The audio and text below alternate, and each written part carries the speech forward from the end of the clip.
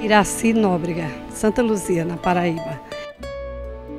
A minha irmã mais velha, ela fez já 2 cirurgias, tumor no intestino e agora tirou as mamas, as 2 mamas. E se pegou, ela assiste a novena do Divino Pai Eterno, se associou e pediu com muita fé e está reagindo muito bem à cirurgia dela. O cabelo caiu porque ela fez as quimioterapias e já nasceu, ela tem tanta fé em Jesus que nem tinha vergonha porque o cabelo caiu, nada. E sai, conversa, é alegre, todo mundo é encantado com como ela é forte.